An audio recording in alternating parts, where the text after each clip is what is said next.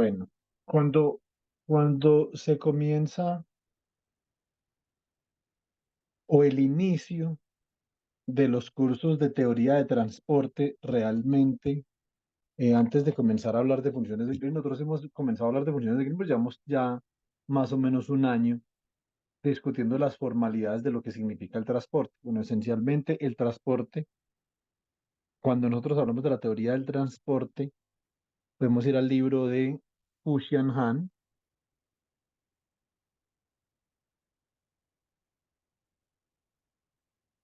En el libro de Fuxian Han,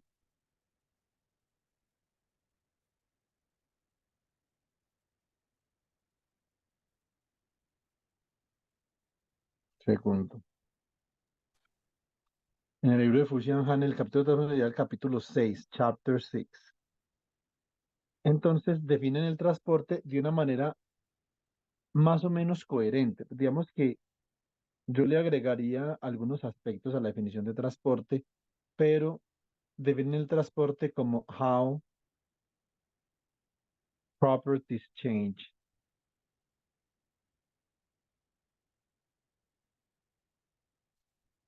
El día de ayer, cuando nosotros estábamos hablando de los electrones, entonces nosotros, por ejemplo, podemos definir el transporte de electrones de un reservorio hacia una molécula, cómo está cambiando la densidad de electrones en el reservorio, ¿cierto? Entonces, cómo cambian las propiedades electrónicas del reservorio o las propiedades de energía del reservorio, o cómo se transfiere calor entre la superficie del reservorio y la molécula, ¿cierto?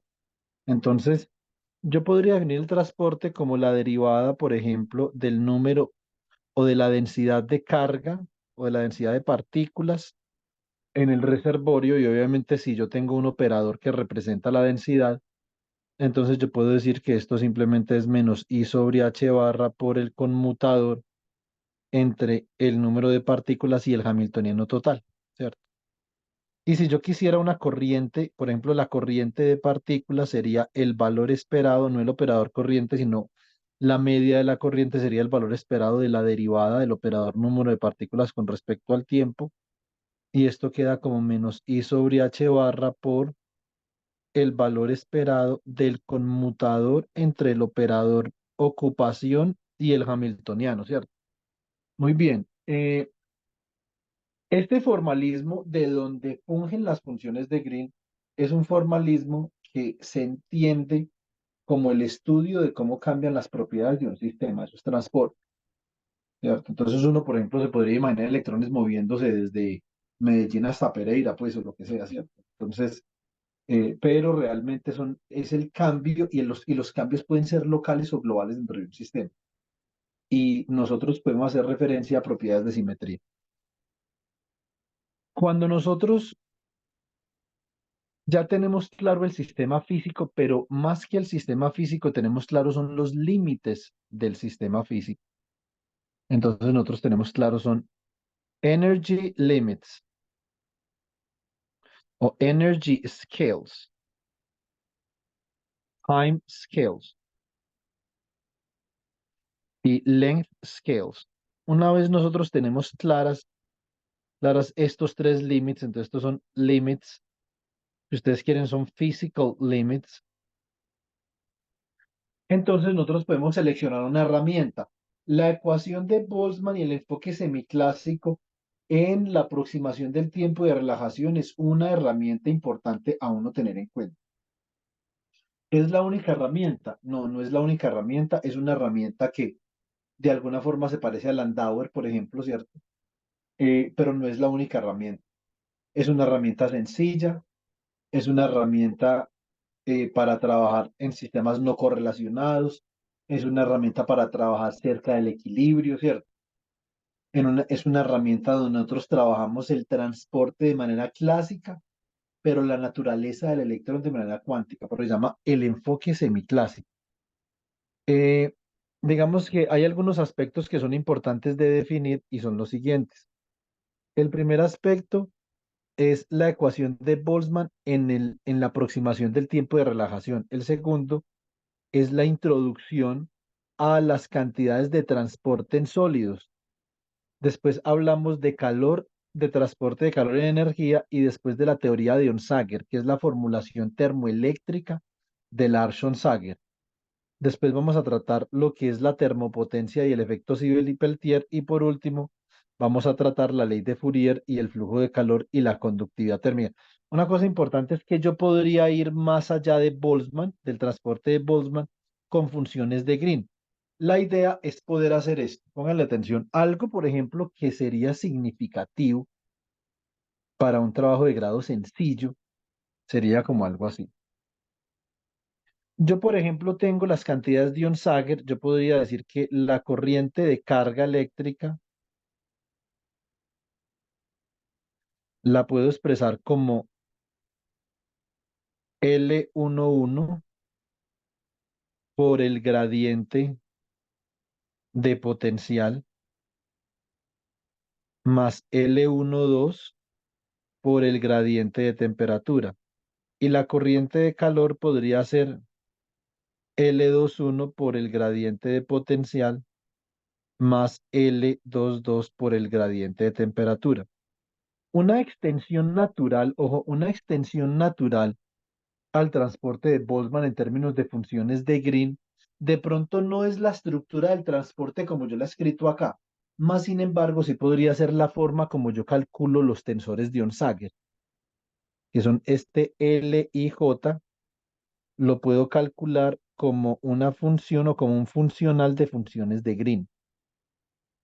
Muy parecido a lo que se hace en Landauer, ¿cierto? De hecho, el profesor Justin Berfield,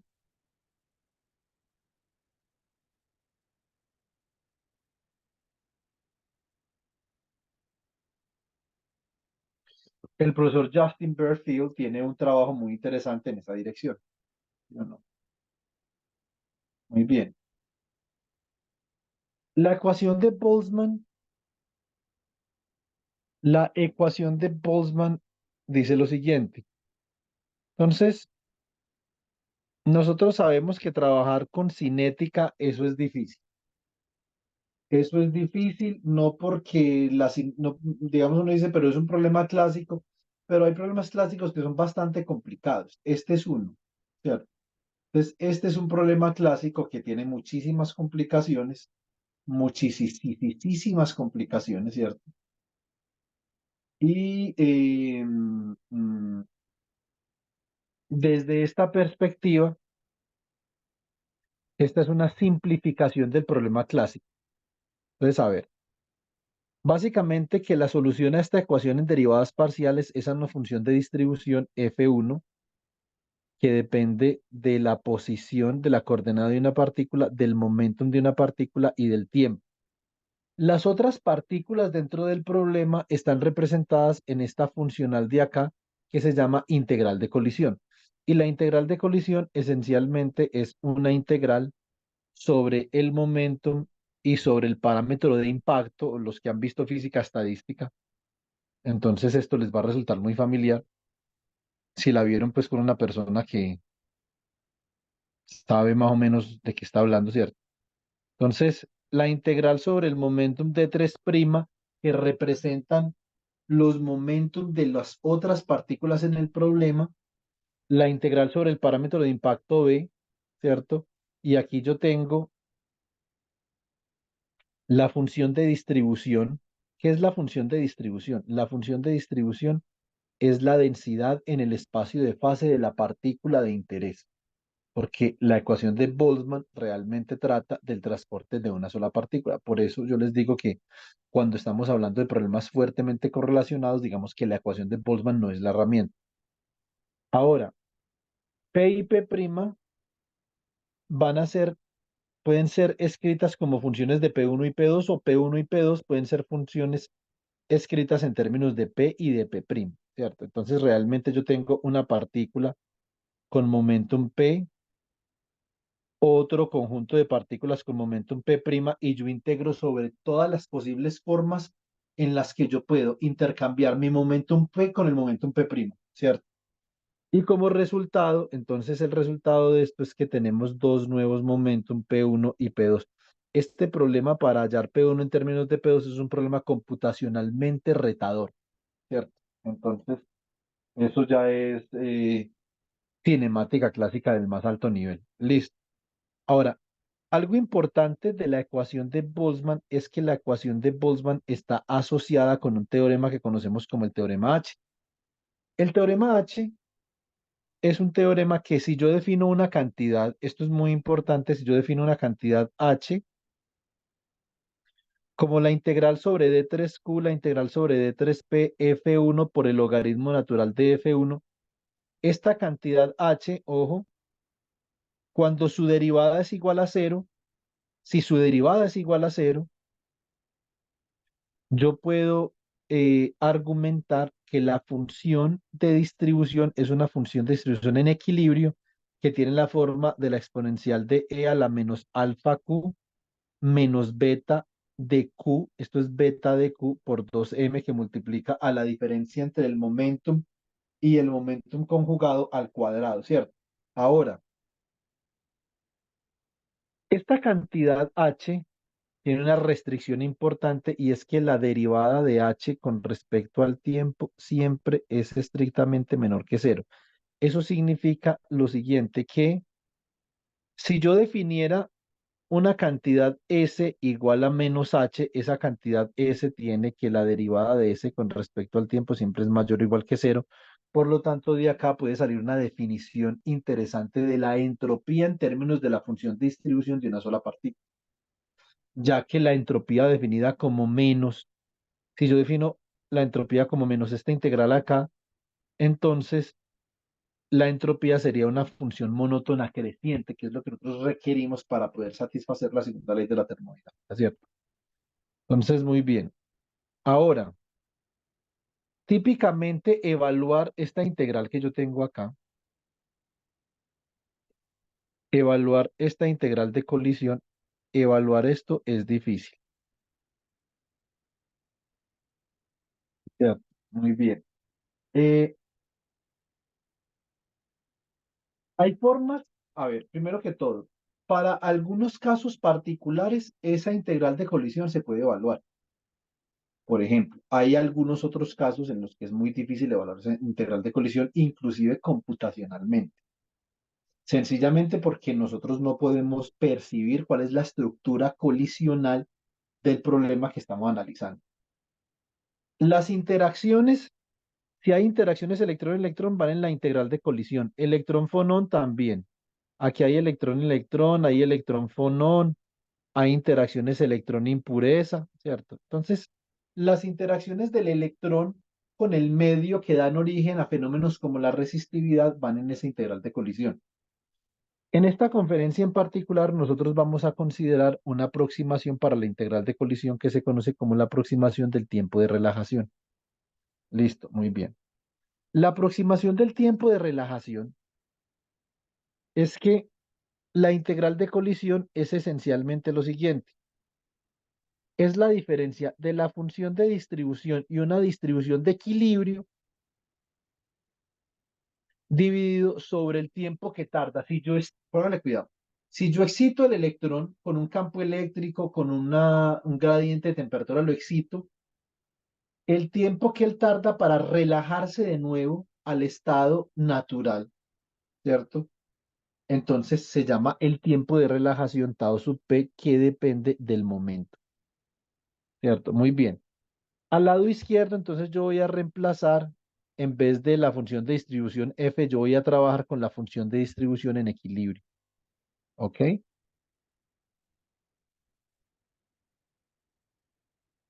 Muy bien.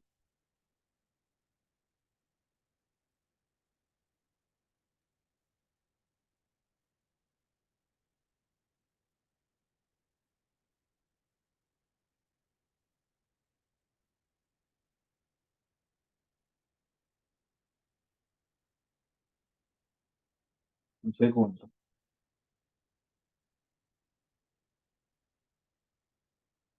Entonces, y yo podría decir lo siguiente, yo podría decir que esta fuerza de acá, entonces, es de la forma de menos e por el campo eléctrico, y que la velocidad como función del vector de onda es el momentum sobre la masa.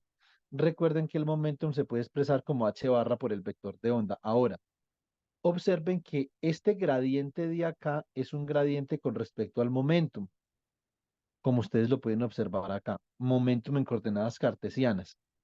Pero el momentum es h barra por k. Por lo tanto, el gradiente con respecto al momentum es igual a 1 sobre h barra por el gradiente con respecto al vector de onda que viene dado por esta expresión en rojo que voy a señalar.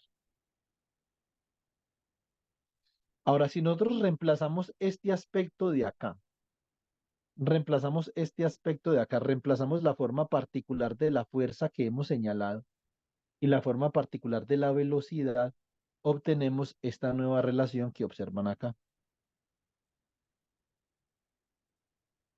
Ahora vamos a mirar una situación interesante. Cuando yo planteo o argumento que estoy utilizando un enfoque semiclásico, yo puedo considerar que esa función de distribución en equilibrio para los electrones es una función conocida. Es una función conocida termodinámicamente como la función de Fermi, ¿cierto?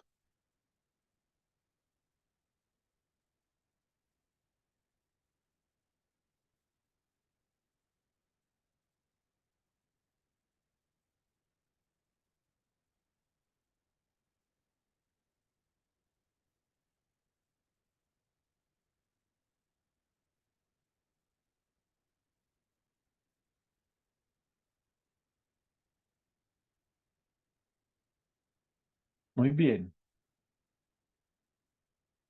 un segundo.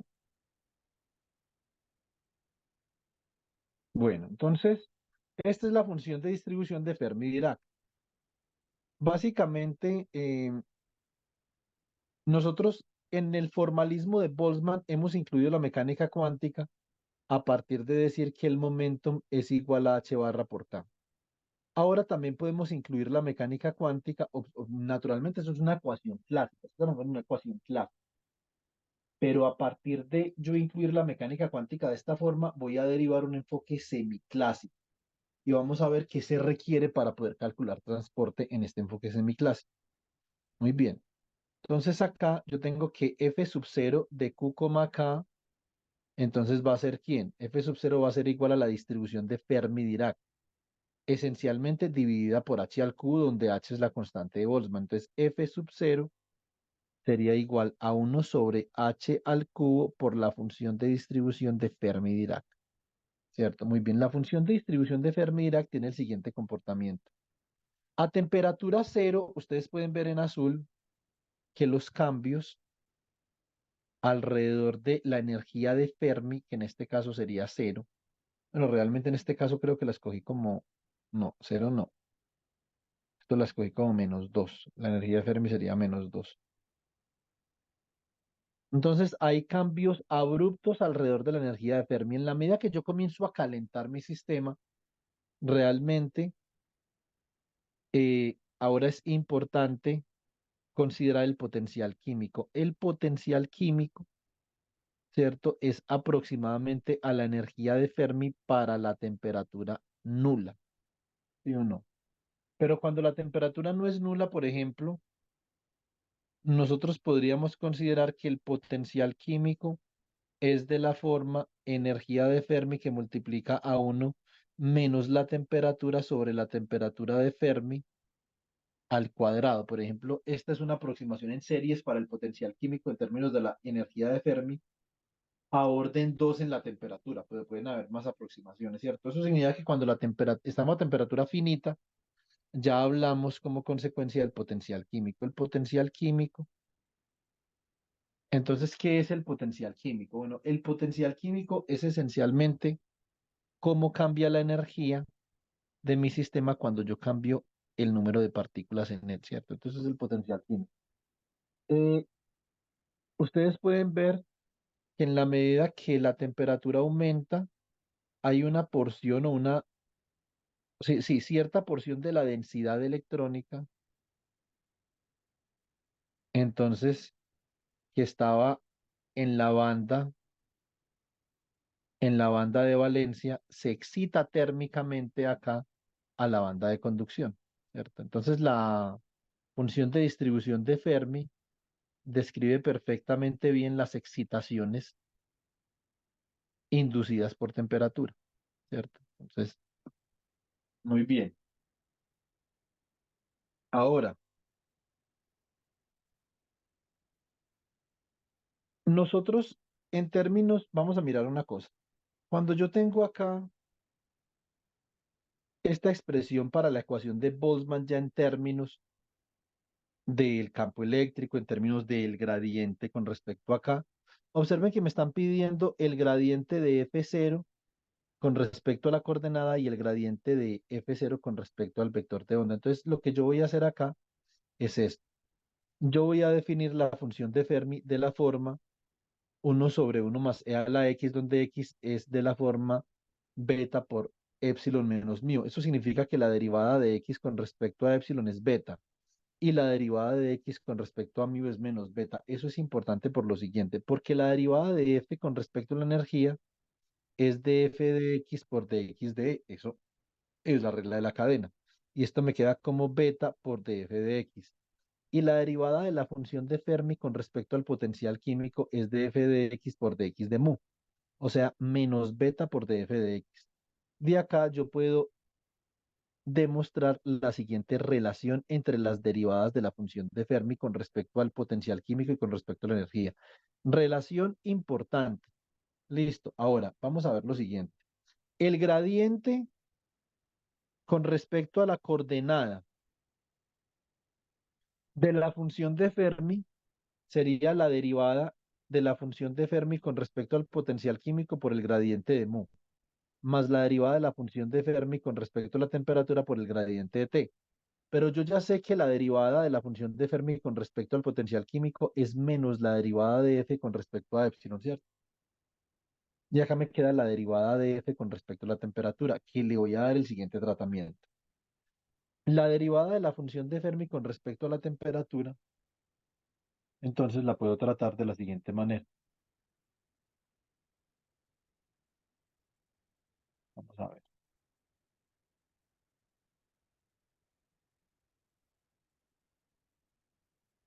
Esto es df de x de t. Esto es df de x y entonces obviamente ¿quién es x? Es este término de acá, pero beta, ojo que beta es 1 sobre la constante de Boltzmann por la temperatura. O sea que la derivada con respecto a la temperatura de este término acá me queda la derivada con respecto a t de 1 sobre t no es otra cosa que menos 1 sobre t al cuadrado, ¿cierto? Bueno, entonces acá obtenemos menos 1 sobre t al cuadrado. Muy bien.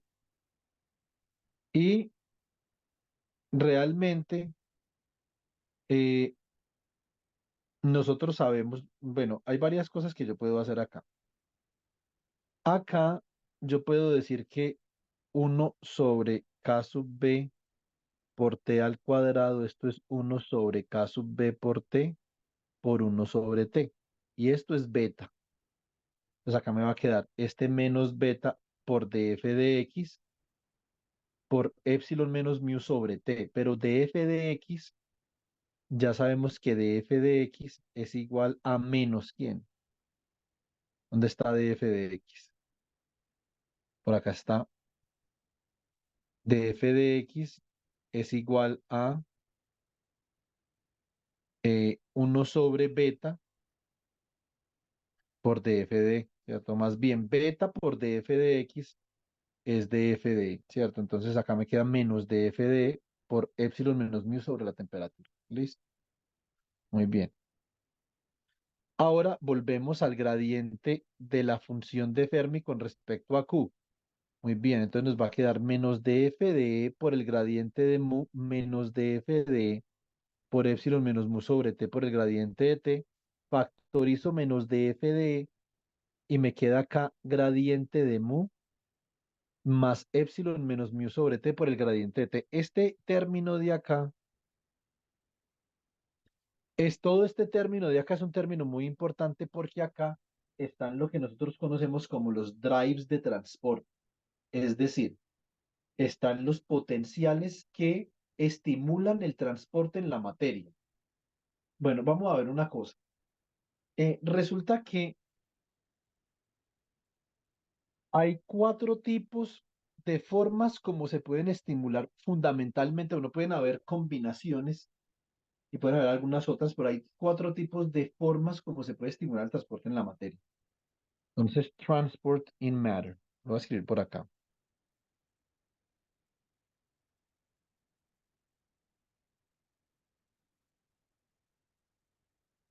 El transporte en la materia se puede realizar de cuatro formas fundamentalmente. La primera forma es a través de electric gradients.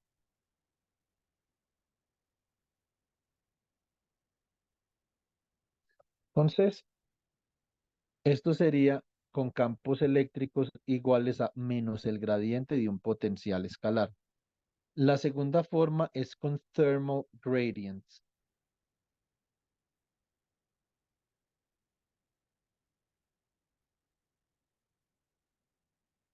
La tercera forma es con chemical gradients.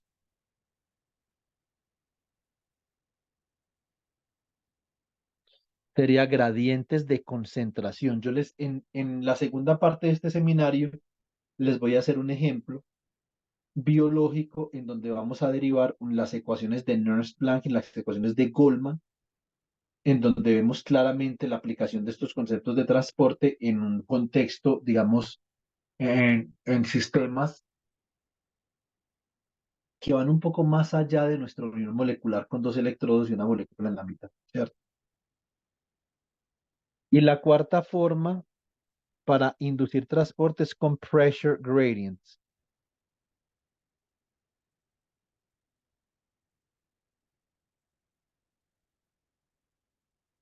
Ahora pueden haber combinaciones de esta y otras formas de transporte, pero estas son las fundamentales, ¿cierto? Eso significa que acá, observen claramente, yo tengo en el gradiente del potencial químico y en el gradiente de temperatura, tengo dos de las formas fundamentales para inducir transporte. Entonces, hasta ahora la ecuación de Boltzmann ha resultado ser tremendamente útil para yo relacionar los potenciales que estimulan el transporte con la respuesta del transporte que sería la función en equilibrio, ¿cierto? Muy bien. Ahora me voy a dirigir a lo siguiente. Me voy a ir para el gradiente con respecto al vector de onda de la función de Fermi. Por la regla de la cadena, esto sería la derivada de la función de Fermi por el gradiente con respecto al vector de onda de E. Recuerden que E de K es lo que yo conozco como band structure,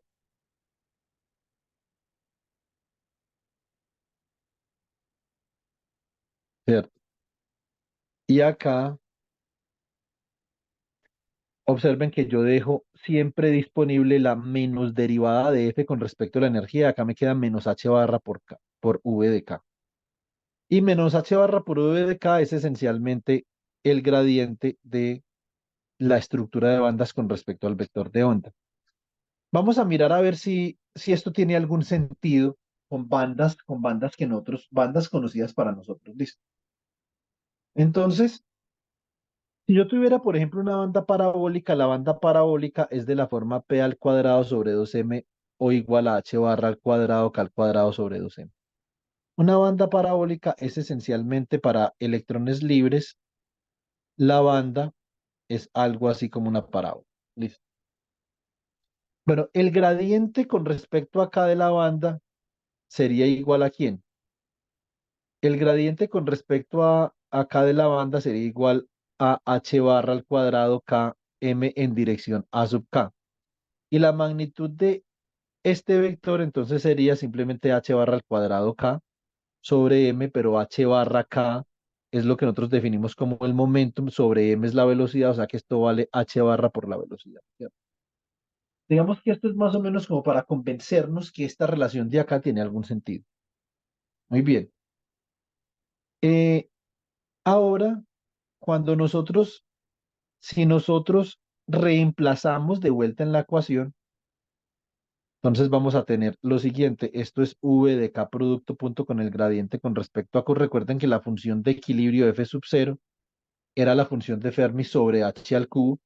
así la habíamos definido, y hemos definido la diferencia entre la función de distribución y la función de equilibrio, es decir, yo excito un electrón, él adquiere una distribución en el espacio de fase, ¿cierto? Una distribución en cuasi equilibrio, y después de tau segundos se relaja de nuevo a la distribución en equilibrio, ¿cierto? Entonces eso es lo que yo llamo la distribución de cuasi equilibrio dividido sobre el tiempo de relajación.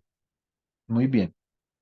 Ahora, si yo reemplazo los cálculos que he hecho hasta el momento, entonces recuerden que el gradiente con respecto a la coordenada de la función de Fermi me quedó de esta forma. Bueno, acá lo que hice fue que pasé a multiplicar h al cubo, me quedó acá. Entonces acá quedan los potenciales que estimulan el proceso de transporte. Listo. Entonces acá me va a quedar menos h barra v de k por menos la derivada de f con respecto a epsilon y factorizo. Observen que acá puedo factorizar la velocidad que depende del vector de onda. Esto se llama la velocidad de la banda de energía. Y puedo factorizar también menos la derivada de f con respecto a epsilon. Cuando yo comencé a ver este tema, yo siempre me pregunté por qué uno deja la menos derivada de f con respecto a epsilon. ¿Por qué con signo negativo? Es una pregunta interesante. Y esa es una pregunta, ojo, va a definir el límite de energía que admite una descripción en términos de la ecuación de Boltzmann para fenómenos de transporte. Entonces, realmente esta menos derivada de la función de Fermi que hay acá, esta es una derivada que me está definiendo los límites de energía admisibles para yo describir el transporte usando Boltzmann. Eso no significa que por fuera de ese límite no haya transporte, significa que fuera de ese límite Boltzmann no describe el transporte, son dos cosas diferentes. Entonces es muy importante poder saber cuáles son los límites de aplicabilidad de la herramienta que yo he decidido utilizar. Eso es algo que es absolutamente crucial, ¿cierto? Entonces, sobre todo para nosotros los físicos de la materia condensada, nosotros somos los físicos de los límites en las escalas de tiempo, energía y longitud, ¿sí o no? Entonces, muy bien. Eh, un segundo.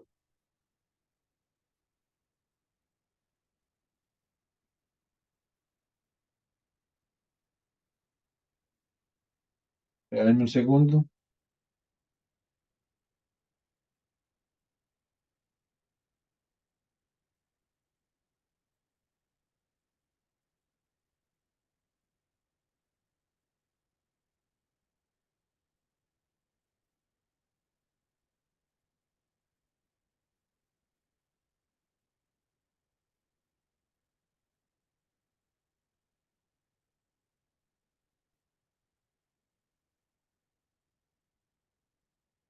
Bueno, entonces yo de acá puedo despejar la función de distribución de cuasi equilibrio y yo voy a obtener, bueno, entonces yo despejo el tiempo de esto, me queda menos uno sobre h al cubo por el tiempo de relajación v por la velocidad de la banda que multiplica la menos derivada de la función de Fermi con respecto a e. Y observen que aquí me quedaron tres de las cuatro, tres de los cuatro principales tipos de potenciales que estimulan el transporte. Y cuando yo reemplazo el campo eléctrico en términos del menos gradiente de phi, entonces, ¿qué va a suceder? Pues, hombre, que me queda menos gradiente de phi, acá menos gradiente de mu, yo los puedo factorizar y entonces acá me va a quedar menos c por el gradiente de phi menos u sobre e. Y esto es lo que yo conozco como un nuevo potencial. Esto es un potencial que se llama el potencial electroquímico, ¿cierto? La electroquímica para mí es con diferencia la rama más importante que tiene la química, con mucha diferencia, ¿sí o no? Porque realmente los fenómenos en donde nosotros podemos estudiar la correlación entre la estructura de la materia y su función son fenómenos en donde hay un equilibrio delicado entre lo eléctrico y lo químico. Es decir, un equilibrio delicado entre las especies con carga eléctrica y sus densidades. ¿Sí o no? Entonces, esto es bastante importante. Muy bien. Entonces acá yo obtengo que esto sería el campo electroquímico y aquí tengo el gradiente de temperatura.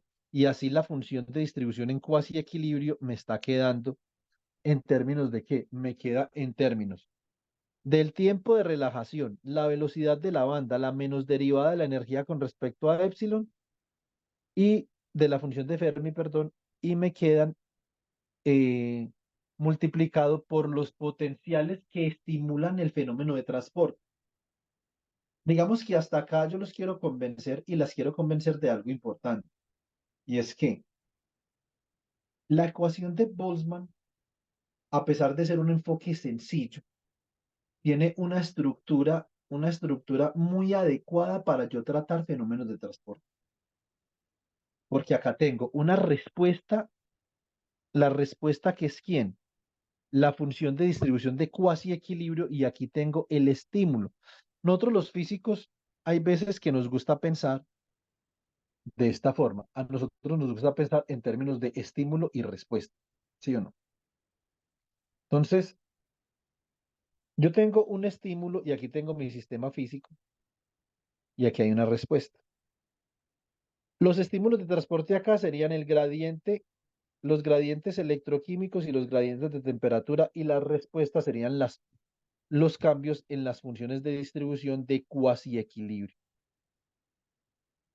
¿Cierto? Muy bien. Y acá obviamente hay una función, ahí hay una función del sistema que depende pues de la energía, etcétera, si estamos estacionariamente hablando. Ahora, vamos a mirar una cosa, ¿por qué aparece? A mí, por ejemplo, me da mucha curiosidad. ¿Por qué aparece siempre la menos derivada de la función de Fermi con respecto a la energía? En la formalidad de la función de distribución de cuasi equilibrio. Entonces, digamos que yo, por ejemplo, me puedo tomar la libertad de sacar la derivada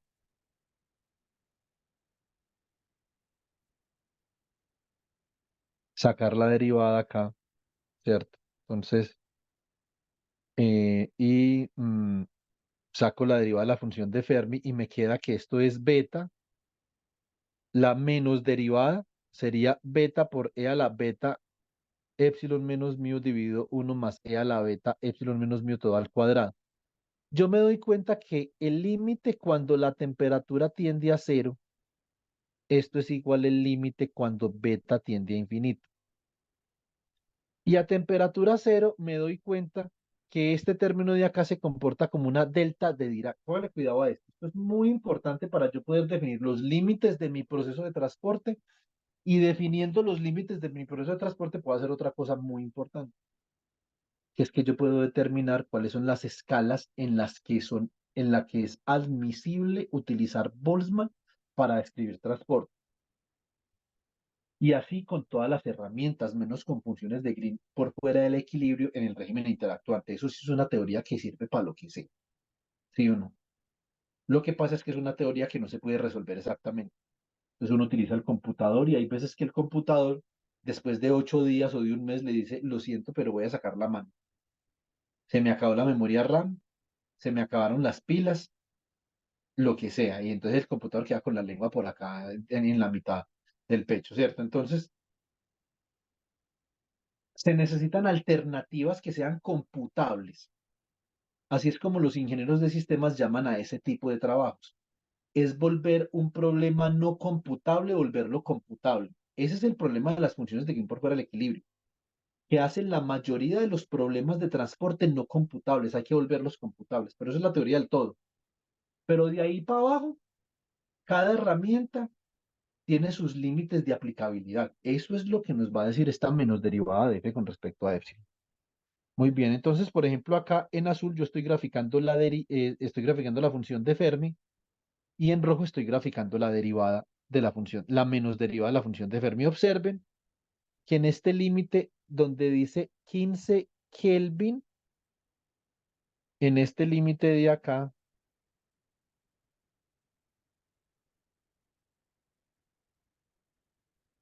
hay un rango, acá hay un rango más o menos entre -10 y 5, o sea que esto es un rango alrededor de 15, hay alrededor de un rango de 15 Kelvin, en donde 15 Kelvin, no, un rango de alrededor de 15 milielectron volts, en donde yo puedo describir el fenómeno de transporte en ese rango, porque por fuera de ese rango, como observen que la menos derivada con respecto a la energía premultiplica los potenciales que estimulan el transporte, entonces por fuera de esta ventana que define esta menos derivada de la función de Fermi con respecto a epsilon, la función de cuasiequilibrio es cero. Entonces uno dice, eso significa que no hay transporte por fuera de esa ventana. Como le estoy diciendo, eso no significa eso. Significa que esta herramienta no puede describir el transporte por fuera de esa ventana. No significa que no haya transporte por fuera de esa ventana. Son dos cosas diferentes. Listo, muy bien. Si yo disminuyo la temperatura, observen que esa ventana se reduce. Esta ventana ya se reduce un poco. Más sin embargo, el transporte, la intensidad del transporte aumenta.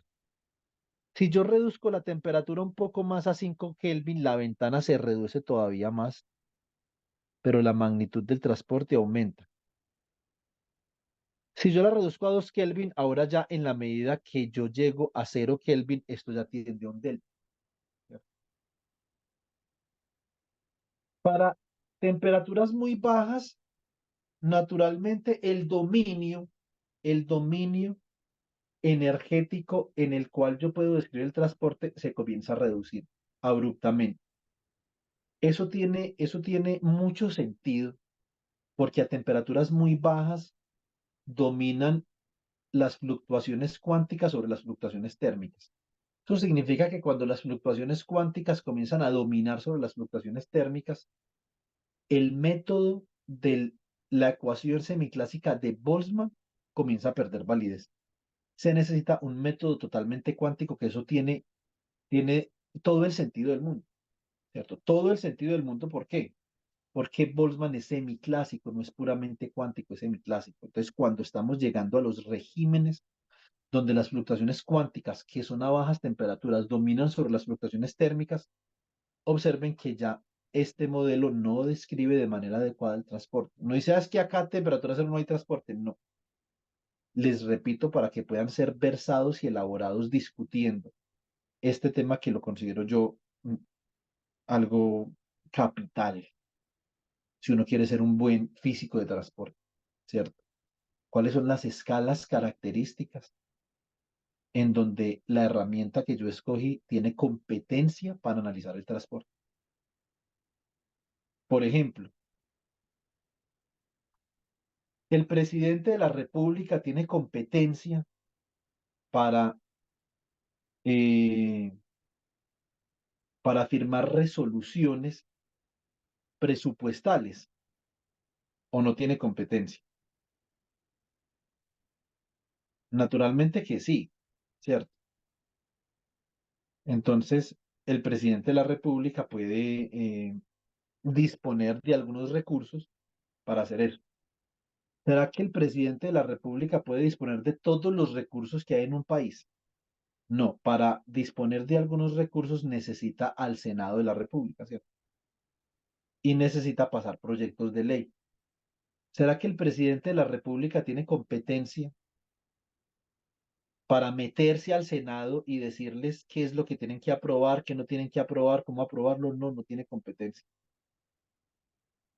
¿Será que el presidente de la República tiene competencia para meterse a las cortes y decirle a una corte cuánto tiempo tiene para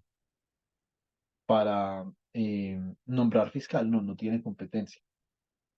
Lo que nosotros hemos vivido políticamente realmente es algo que es muy general en los sistemas físicos. Nosotros tenemos que averiguar cuál es la competencia que tiene una herramienta para poder describir un proceso. Y nosotros sabemos que la ecuación de Boltzmann solamente tiene cierta competencia para describir procesos. Ahora lo que vamos a hacer es que vamos a mirar cómo se calculan. Dado que yo estoy en un régimen de temperaturas donde la ecuación de Boltzmann tiene competencia para evaluar el transporte, dado eso, entonces yo voy a mirar, yo quiero analizar cómo la ecuación de Boltzmann me permite a mí calcular corrientes de carga y corrientes de calor para formular una teoría termoeléctrica conjunta. Chicos, regálenme un segundo, yo me retiro, no me demoro nada para hacer una diligencia médica, no me demoro 2 minutos. Entonces, listo, continuando, yo por ejemplo puedo considerar lo siguiente, la corriente de partículas. Tiene mucho sentido que yo defina la corriente de partículas en términos del momentum, el momentum multiplicado por la densidad de partículas. Entre más densidad de partículas yo encuentro, naturalmente, más corriente puede haber, ¿cierto? Ahora, pongan la atención. Entre más velocidad tengan esas partículas, entonces también va a haber más corriente. Más sin embargo, yo tengo que sumar sobre todas las posibles formas como las partículas pueden absorber velocidad. Entonces, esta es una corriente de carga.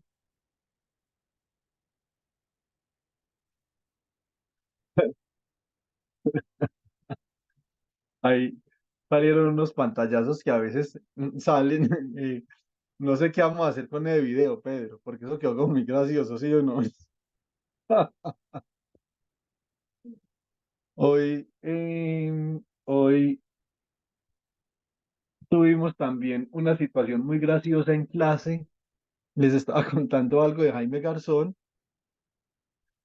Les estaba contando algo de Jaime Garzón y me provocó una risa. Yo no es que ustedes están muy jóvenes, eso tendría que discutirlo con la profesora Jenis, pero a ustedes les queda muy difícil entender esta vaina. Pero resulta que cuando ustedes sabían que Jaime Garzón se vestía de embolador de zapatos,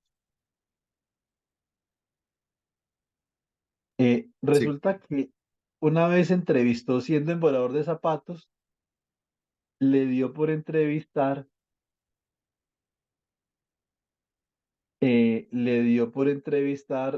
porque yo a veces tengo reuniones con Michael. A veces tengo reuniones con Michael y entonces yo saco la asistencia de la reunión, hago un resumen en un Word. Entonces pego la asistencia y hago el resumen de la reunión. Entonces, a, a el señor Jaime Garzón le dio por entrevistar al embajador de los Estados Unidos, a Miles Frechet, en esa época, ¿cierto? Sí, lo estaban volando, pues le estaban volando los zapatos y lo entrevista. Y el embajador le dice que hay muchas ayudas para Colombia o algo así.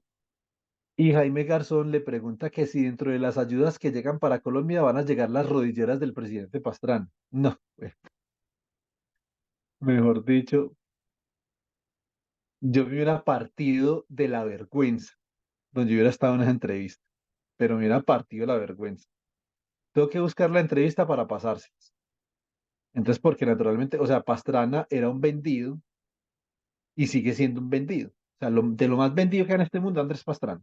¿Cierto? Entonces, esas, esas son situaciones que causan algo de risa. Tengo que pasarle la entrevista. Lo mismo que los pantallazos de ahora. Vamos a ver qué tal quedan. Muy bien. Entonces, esta es la corriente de carga. Observen que acá yo estoy premultiplicando por la relación que hay entre quién.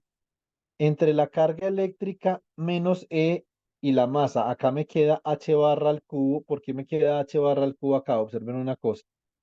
Observen que yo estoy cambiando de variable. Yo estoy diciendo que D3P queda como H barra al cubo por D3K, ¿cierto? Entonces yo estoy integrando con respecto al vector de onda.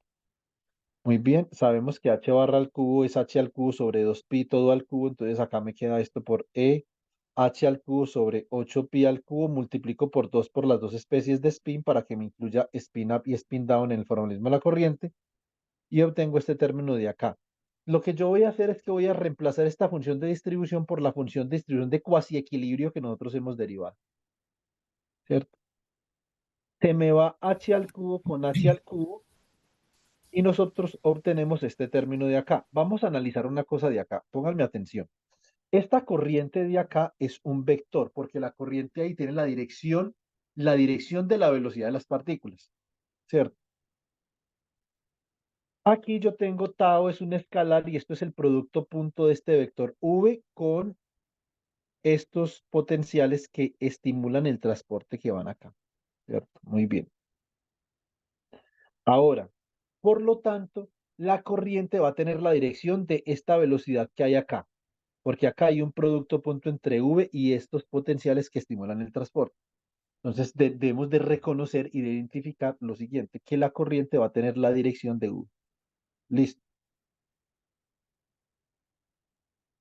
Sí, sí, yo estoy viendo la pantalla, pero yo estoy conectado desde otra sección. Entonces, venga, Jenis, hagamos una Yo cosa. no Venga, yo veo. paro de compartir pantalla y la vuelvo a compartir, ¿le parece? Uy, sí, profe, porque la verdad no lo veo. Ahí la vuelve a ver. Vamos a ver, está cargando. Ah, yo soy la única. Ay, qué horror. Suele pasar. Sí, yo decía, caramba, está explicando rápido, pero ¿qué? Todo está en negro. Ah, no, no, no, hay veces que se congela por alguna razón. Ya le salió otra vez. Venga, Cristian Camilo, usted tampoco veía la pantalla. No, profesor, es que yo pensé que ella se refería a que ella no veía o sea, de que si ella no se le veía su cámara, porque yo no la veía a ella como si no tuviera la cámara encendida. Ah, ok, ok. Entiendo. Muy bien. Nada, no me sale. Esperemos a ver un momentico. Bueno, si quieres, exactamente, puedes salir y volver a entrar.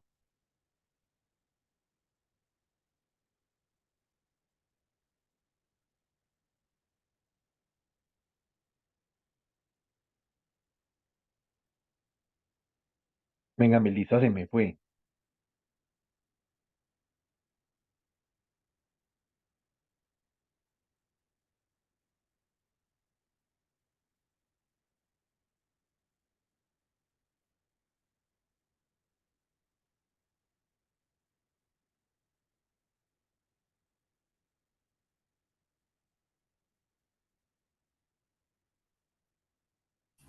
Listo, profe, ya sale. Gracias. Listo.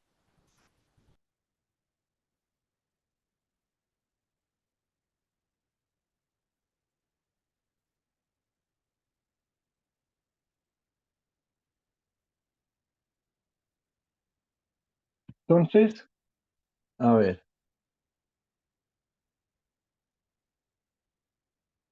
acá, no, después de esos pantallazos que vamos a pausar la grabación, ¿ya para qué? O sea, antes del pantallazo. Muy bien, entonces acá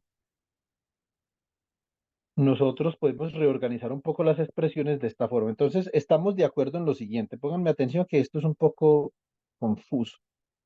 No tan confuso, pero un poco confuso. Entonces, como esto es un producto punto entre esta V y entre estos potenciales que estimulan el transporte, los productos puntos A punto B, esto es igual a A1 por B1 más A2 por B2 más A3 por B3. Muy bien. Un producto punto en general es la sumatoria sobre I de AI por BI. Digamos, en forma de componente, yo lo puedo escribir así. Ahora, nosotros vamos a estar de acuerdo que entonces la dirección de la corriente va a ser la misma dirección de esta velocidad de acá. Así yo puedo escribir esto en términos de componentes, póngame atención. Como la segunda velocidad se le saca un producto punto con estos potenciales que estimulan el transporte, por lo tanto, la componente de esta velocidad y la componente de estos potenciales va a ser la misma. ¿Sí ven? Más sin embargo, la componente de esta velocidad de acá va a ser la misma componente de la corriente y así puedo yo escribir la corriente de manera tensorial. Ahora, vamos a mirar otra cosa. Observen que la integral sobre epsilon de f de epsilon por un delta de epsilon menos epsilon k es igual a f de epsilon k. Esto simplemente es una propiedad de la función delta. Eso es sencillo, ¿cierto? Yo puedo introducir entonces, o yo puedo reemplazar esta derivada de acá, la derivada de f con respecto a epsilon k, yo la puedo reemplazar usando esta integral sobre epsilon, usando este delta de epsilon menos epsilon k, y acá la puedo reemplazar por la derivada de f de epsilon con respecto a epsilon. Y defino este tensor acá, este se llama el tensor termoeléctrico, se llama thermoelectric tensor. Muy bien. Eh, Resulta que así me va a quedar la corriente de carga, la componente alfa de la corriente de carga. Obviamente yo estoy sumando acá sobre beta por este producto punto que había acá. Estoy sumando sobre estas componentes beta y estas componentes de acá beta. Entonces me queda acá E al cuadrado por la integral sobre la energía del tensor termoeléctrico menos la derivada de la función de Fermi con respecto a epsilon por estos términos de acá, que solamente este depende de epsilon. Muy bien. Ahora yo puedo definir cuando el gradiente de la temperatura o la componente beta del gradiente de la temperatura es cero, yo puedo definir este tensor de acá que se llama tensor conductividad eléctrica. Observen que el tensor conductividad eléctrica depende del tensor termoeléctrico y de la menos derivada de F con respecto a epsilon que ya analizamos en detalle en sus escalas térmicas también, ¿cierto? Muy bien. Ahora, eh, digamos que esto lo que implica es que la corriente J es igual a la conductividad por el campo eléctrico. Esto lo que yo tengo acá es lo que realmente uno conoce como Ohm's Law.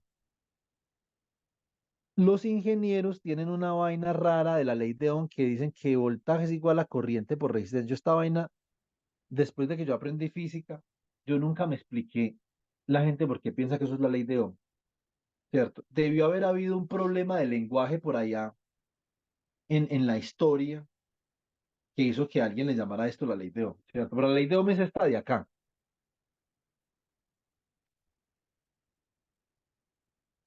A ver, la ley de Ohm es esta de acá. Esta es la ley de Ohm, ¿cierto? Entonces, y la conductividad eléctrica, por lo tanto, entonces yo si reemplazo el tensor termoeléctrico en términos de las variables que componían el tensor termoeléctrico, tengo esto. Ahora observen una cosa, el producto de beta alfa por beta por V alfa, V beta, ¿cierto? Para materiales isotrópicos, ¿qué significa eso? Entonces vamos a mirar una cosa. Por ejemplo, yo tengo que beta B alfa al cuadrado más B beta al cuadrado más B gamma al cuadrado. Esto va a ser, por ejemplo, si es isotrópico, significa que las velocidades son idénticas en cada dirección. Esto, por ejemplo, 3B0 al cuadrado, ¿cierto? Entonces, de esta forma, yo podría decir lo siguiente, o más bien, esto sería B0 al cuadrado. Yo podría decir que esto acá, esto tendría que ser B0 al cuadrado sobre 3 más B0 al cuadrado sobre 3 más B0 al cuadrado sobre 3 en el caso isotrópico. Muy bien. Y yo puedo reemplazar, esto sería f, la derivada de la función de Fermi con respecto a epsilon por este delta de acá. Si yo vengo y reemplazo acá esto por este delta y b alfa, b beta por v al cuadrado de epsilon sobre 3, entonces yo puedo hacer esta integral, esta es una integral sobre una delta, esta integral de acá sobre esta delta. Entonces, un segundo, miro acá, tau G por esto. Listo, entonces esta vaina de acá, a ver qué me falta. Esto es la densidad de estados, sí, muy bien. Esta es la densidad de estados. Esto es lo que yo le decía ayer a Cristian Santiago, que en el estado sólido se define así convencionalmente la densidad de estados, ¿cierto? Muy bien. Y por esta delta, entonces estas variables quedan evaluadas en la energía de Fermi. Yo tengo que, a ver, la velocidad al cuadrado evaluada en la energía de Fermi es igual a 2 veces la energía de Fermi sobre la masa, porque la energía de Fermi es igual a 1/2 de la masa por la velocidad de Fermi al cuadrado. Bueno, eso yo creo que es más o menos consistente. La densidad de estados para un gas de electrones libres es 3 veces la densidad electrónica sobre 2 veces la energía de Fermi. Se va energía de Fermi con energía de Fermi, 2 con 2, 3 con 3. Y por lo tanto yo obtengo la típica fórmula de Drude para la conductividad del gas de electrones libres, ¿cierto? Muy bien. Entonces, ustedes, digamos, yo me voy a pasar esta diapositiva, esto simplemente para demostrar que usando argumentos sencillos de la teoría de la electricidad que uno ve en los cursos de física, entonces nosotros podemos derivar una expresión idéntica para la conductividad de Drude. ¿Cuál es la diferencia? La diferencia es que acá el tiempo de relajación es un tiempo que depende de la energía. En cambio, en este modelo que yo tengo, el tiempo de relajación simplemente es un número. Y si ustedes evalúan la integral de colisión que nosotros presentamos al inicio de la charla, esa integral de colisión también va a derivar en formas análogas para la conductividad eléctrica, para diferentes taos. Entonces, por ejemplo, el tau, cuando hay colisiones electrón-electrón, va a haber un tau para la colisión electrón-electrón. Va a haber un tau para la colisión electrón-fonón. Va a haber un tau para la colisión electrón-impureza. Va a haber un tau para la colisión electrón-spin. Y cada uno de estos taos va a contribuir a la conductividad eléctrica de un material.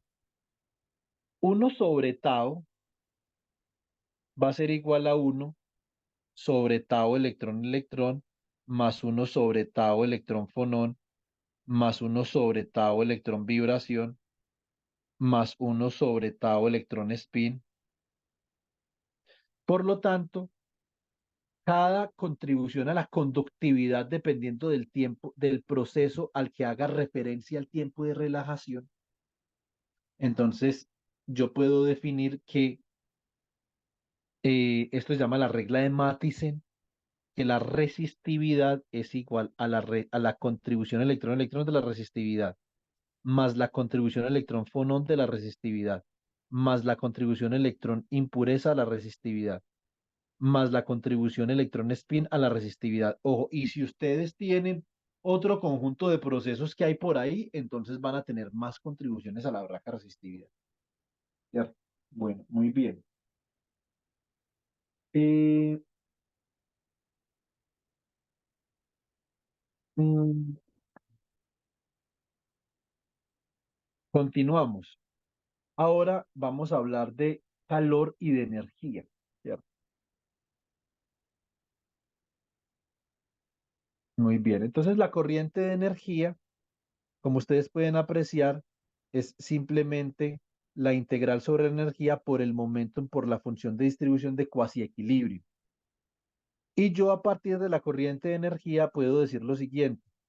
La corriente de calor es la corriente de energía menos mu por Jn. A ver, rápidamente, por si ustedes tienen la termodinámica embolatada, les voy a recordar una cosa. El diferencial de energía es igual al diferencial de trabajo más el diferencial de calor, ¿cierto? Si ustedes cogen esta vaina de acá y la dividen por dt, les va a quedar lo siguiente, va a quedar que du dt, que es la corriente de energía, sería igual a dw dt, que es el flujo de trabajo, más dq dt, que es la corriente de calor, ¿cierto? Y el trabajo yo lo puedo definir el diferencial de trabajo lo puedo definir como el potencial químico por el diferencial del número de partículas. De acá sale esta expresión. Esto es simplemente la primera ley de la condenada termodinámica, ¿cierto? Entonces me queda la integral de epsilon menos mu por v de k por la función de distribución de cuasi equilibrio. Y adivinen qué, pues entonces yo reemplazo para hallar la corriente de energía en términos de los potenciales que estimulan el proceso de transporte. Y acá, entonces, organizo un poco la corriente de energía, me queda en términos del tensor termoeléctrico, de nuevo, y la corriente de partículas me queda como menos uno sobre E por la corriente de carga, que ya la tenía. Yo ya tenía la corriente de carga, ¿cierto? Así la corriente de calor me queda en términos del tensor termoeléctrico de nuevo, ¿cierto? Entonces tengo una contribución de energía a la corriente de calor y tengo una contribución de partículas a la corriente de calor, ¿cierto?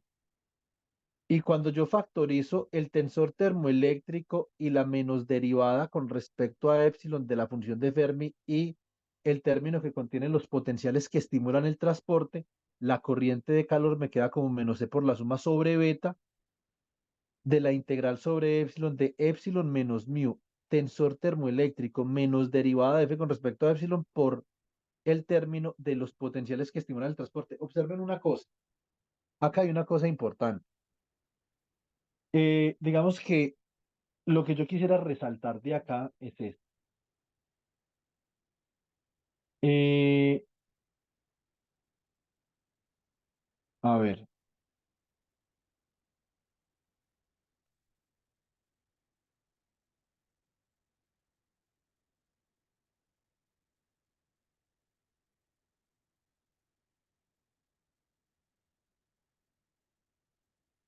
lo que yo quisiera resaltar de acá es que mm, en esta descripción de la corriente de calor me aparece acá E menos mu. Obviamente este E menos mu cuando se multiplica con este E menos mu va a quedar al cuadrado. Pero acá aparecen tres términos importantes tanto en la corriente de calor como en la corriente de carga. Vamos a ver si en la próxima diapositiva las tengo resumidas. Sí, de hecho ahí están. Entonces, en la próxima diapositiva voy a hacer algún comentario sobre la estructura de la corriente de calor y de la corriente de carga en el régimen de Boltzmann, ¿cierto? Muy bien. Entonces, la corriente de calor tiene contribuciones del campo eléctrico y de los gradientes térmicos. La contribución del campo eléctrico viene del efecto Peltier, es decir, en la corriente de calor todo lo que multiplique el campo eléctrico está relacionado con el Peltier effect.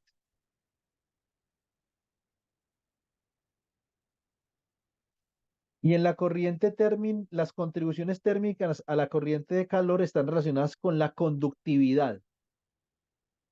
Que de hecho lo que yo le había propuesto a Auri era que hiciera esto sería muy parecido a lo que sería la tesis de Auri, eh, que derivara estas ecuaciones que hay acá, que ya están hechas esencialmente, pero para el formalismo de corriente con funciones de Green, sacarle el límite lineal y demostrar que el límite lineal de las funciones de Green es algo muy parecido a Boltzmann y a Landau, ¿cierto? Entonces, observemos que en el límite lineal, todo lo que acompaña el gradiente de la temperatura por 1 sobre T, todo lo que acompaña este término de acá, es lo que nosotros llamamos conductividad térmica y eso es la ley de Fourier. Y a eso me voy a dedicar ahora levemente en unos momentos, ¿cierto? Muy bien. La resolución de energía del transporte alrededor del nivel de Fermi es del orden de K sub B por T. ¿Esto qué significa? Si yo tengo por acá el nivel de Fermi, la menos derivada de la función de Fermi con respecto a epsilon es como algo así como vimos ahora.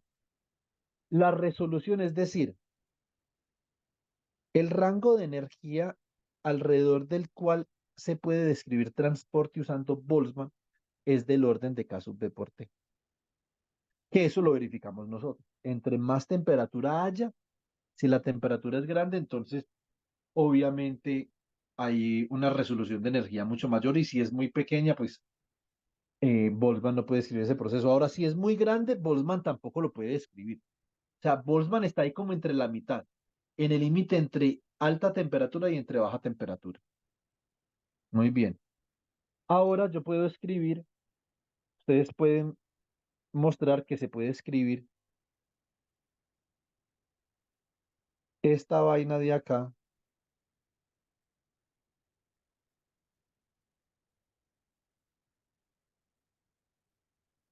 como un sistema matricial, ¿cierto? Entonces, obviamente acá tengo este vector con el campo electroquímico y el gradiente de temperatura. Ahora yo voy a escribir esto ligeramente diferente. Pónganme atención a lo que voy a hacer acá. Entonces acá tengo, este es el término conductividad eléctrica. Es un tensor sigma alfa beta, que es un tensor diagonal. Esto de acá tiene que ver con el tensor de Seebeck. Este es el efecto termoeléctrico, que es que gradientes, aquí estos gradientes de temperatura inducen corrientes. Muy bien. Aquí tengo, este sería el tensor de Peltier. Y este sería el tensor de conductividad, ¿qué? Esto sería conductividad térmica. Listo, este de acá. Entonces, yo puedo reescribir esto de la siguiente forma. Para colocarle un signo menos a esta vaina de acá, entonces meto un signo menos en el término 1 sobre T por la derivada de la temperatura con respecto a la componente XB, ¿cierto? Muy bien. Y acá, naturalmente, hago lo propio en la parte de la corriente de calor. Entonces acá tengo 1 sobre T por dt de X beta. Así yo puedo reescribir las ecuaciones de esta manera, ¿cierto? Digamos que esta sería la ecuación para la corriente de carga y esta sería la ecuación para la corriente de calor. Y voy a definir este término de acá, esto se conoce como el tensor de Onsager. Lars Onsager era un físico noruego que de hecho fue el primero que resolvió el modelo de Ising, no sé si ustedes sabían. Por eso se conoce como la solución de Onsager, ¿cierto? Fue la primera persona que resolvió el modelo de Ising. Muy bien. Ahora, estos tensores de acá se conocen como los tensores termoeléctricos. Este de acá, este de acá, este de acá, este de acá, que son los que acompañan estas ecuaciones. Y los tensores termoeléctricos, cada uno se puede definir en términos del tensor de Onsager. Y la relación de Onsager es esta relación que de hecho tiene implicaciones de simetría, symmetry implications. La relación de Onsager es absoluta en los fenómenos de transporte, completamente absoluta. No se puede circunventar, porque la relación de Onsager, de hecho, tiene una relación directa con la segunda ley de la termodinámica y y con la coherencia que hay que tener en las predicciones teóricas con la segunda ley de la termodinámica. ¿Sí o no? Muy bien. Entonces así quedan las ecuaciones de transporte termoeléctrico. Muy bien. Ahora, para el caso tal, escúchenme bien, para el caso particular en donde la corriente sea cero, ¿qué sucede acá? Les voy a hacer un experimento acá. Pónganme cuidado, por favor. Entonces, si yo, por ejemplo, tengo la unión, voy a unir acá dos metales. Listo. Entonces voy a unir un metal en rojo y voy a unir un metal en azul clarito. Listo. Entre estos metales va a haber una diferencia de potencial cuando yo coja acá y caliente esta unión con un mechero. Voy a calentar esta unión con un mechero.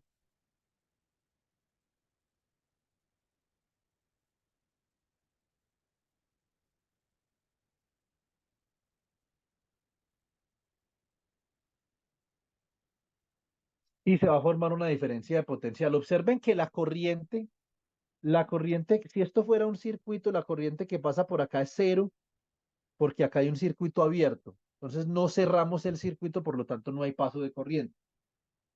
Yo voy a asumir entonces que en la relación de Onsager, en esta primera para, o más bien en las ecuaciones de transporte termoeléctrico para la corriente de carga, voy a hacer la corriente igual a cero. Y voy a hallar una relación entre el campo eléctrico inducido y la derivada de la temperatura con respecto a X beta, ¿cierto? Entonces, me queda esta relación de acá, ¿cierto? Puedo multiplicar izquierdo y derecho por L sub alfa beta super cero inverso. Entonces, esta parte de acá, como es una suma sobre beta, esto me queda un delta de alfa beta.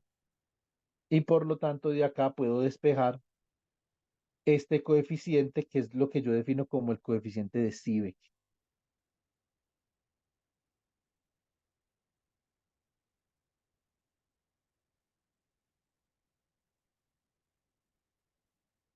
Listo. Este es el coeficiente de Seebeck. Acá nosotros podemos ver diferentes fenómenos termoeléctricos,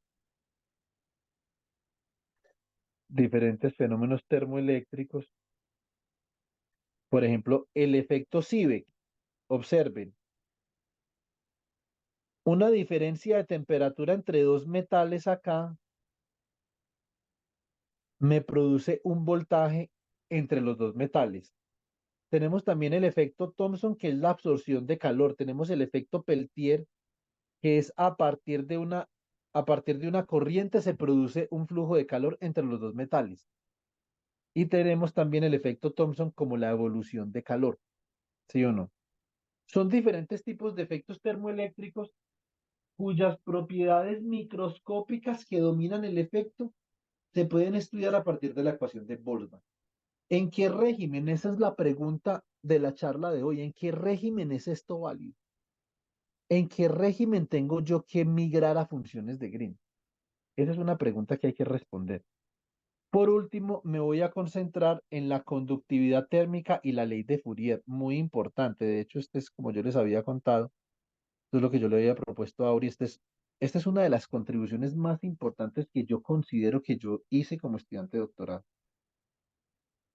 Hacer un estudio lineal, o sea, linealizar teorías de funciones de Green para poner en contexto las funciones de Green, que es una teoría no lineal, en términos de la respuesta lineal y poder derivar expresiones en términos de funciones de Green para la conductividad térmica y la ley de Fourier. Y demostrar que los formalismos de funciones de Green por fuera del equilibrio, inclusive el formalismo de Landauer, tiene inmerso, tiene inmerso el concepto de conductividad térmica y de efecto Peltier. Eso es algo que a lo que yo le hice, digamos, con mucha disciplina y decisión. Entonces, acá, esta es la corriente de calor, ¿cierto? Cuando el campo es cero. La ley de Fourier, si me lo permiten, define la corriente de calor como la menos conductividad térmica por el gradiente de la temperatura. ¿Eso qué significa? Que si la temperatura aumenta en esta dirección, la corriente de calor va en esta otra, ¿cierto? Y eso es perfectamente consistente con la segunda ley de la termodinámica. El calor siempre fluye de caliente a frío, pero la temperatura aumenta de qué a qué, la temperatura aumenta de frío a caliente, ¿cierto? Pero el calor fluye de caliente a frío, eso es lo que significa ese signo menos de ahí. Muy bien. Entonces,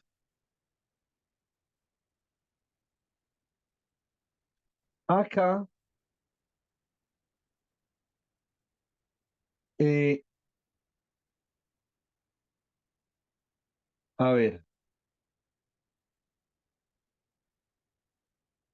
como lo hemos hecho antes, introducimos esta integral sobre epsilon usando este delta de acá, y a todo este término de acá le llamamos conductividad capa sub E. Esta es la conductividad térmica. Este va a ser el tensor conductividad térmica. Y vamos a tratar la conductividad térmica de un gas de electrones libres como tratamos la conductividad eléctrica de un gas de electrones libres, de la misma forma, ¿cierto? Entonces acá, como yo le decía a Cristian Santiago ayer, queda la forma convencional de la densidad de estados, que viene dada de esta forma. Esta es la forma convencional para trabajar densidad de estados en el estado sólido, ¿cierto? Hacemos lo mismo que hicimos con la conductividad térmica, perdón, conductividad eléctrica, ¿cierto? Entonces esta es acá, a ver,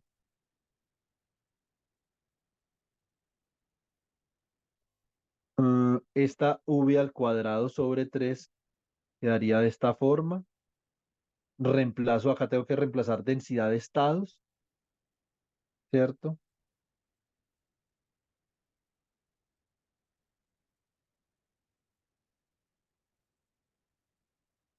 Eh, a ver,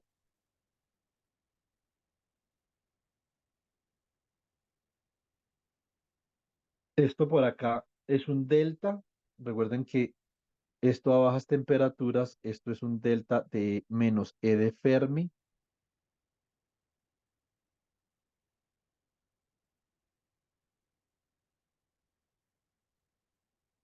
Esto sería entonces la densidad de estados que está acá en G de epsilon.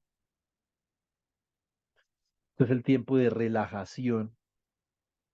Esto es un tiempo de relajación evaluado en... mm, es el tiempo de relajación evaluado en la energía de Fermi. Obviamente acá este término sale por este término que tenemos acá. Y finalmente tenemos que la conductividad térmica es pi al cuadrado por la densidad por el tiempo de relajación evaluado en la energía de Fermi por K sub pi al cuadrado por T sobre 3m por un delta alfa beta, que simplemente dice que estos son sistemas isotrópicos, es decir, que es lo mismo en cualquier dirección. Entonces tenemos conductividad térmica del gas de electrones libres, conductividad eléctrica del gas de electrones libres, ¿cierto? Y tenemos la ley de Wiedemann-Franz para electrones libres, que es la relación entre la conductividad térmica dividido entre la conductividad eléctrica por la temperatura. Si ustedes hacen esta división, les va a dar que esto es pi al cuadrado sobre 3 que multiplica la constante de Boltzmann sobre la carga del electrón al cuadrado. O sea, una cosa, esto me da 2,44 por 10 a la menos 18 vatios por ohm sobre Kelvin al cuadrado. Yo quisiera que hiciéramos una cosa acá. Póngale cuidado. Resulta que el gas de electrones libres tiene, esto se llama el número de Lorentz, esto es Lorentz number.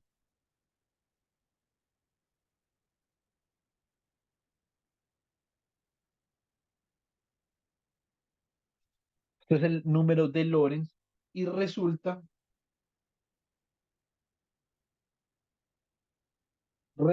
que con el número de Lorentz eh, es un número, eso es un límite para yo evaluar qué tan interactuante es un sistema físico y qué tan no, ¿cierto? Entonces es un límite inferior. Yo puedo tener varios sistemas físicos, yo puedo graficar el número de Lorentz con respecto al sistema físico. Y el gas de electrones va a tener libres, va a tener el número de Lorentz más pequeño, ¿cierto? Entonces, esto es un límite. En la medida que hayan más interacciones entre electrones y electrones con otras cosas, el número de Lorentz aumenta. Este límite no se puede rebasar porque este límite está determinado por Second Law of Thermodynamics.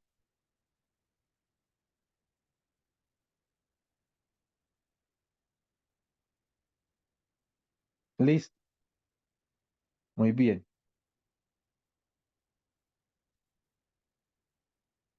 Esta es una conferencia, bueno, esta es una conferencia muy importante si uno pretende trabajar en transporte. Yo diría que esta es una introducción necesaria a el tratamiento de los fenómenos de transporte desde una perspectiva fenomenológica y de escalas. Eso es absolutamente vital, pues, ¿cierto? Entonces, ya con esto llegamos al fin de la conferencia. Fue menos de 2 horas, nos superamos ahí, ¿cierto? Y entonces les deseo una feliz noche para todos y nos Ah, estamos viendo.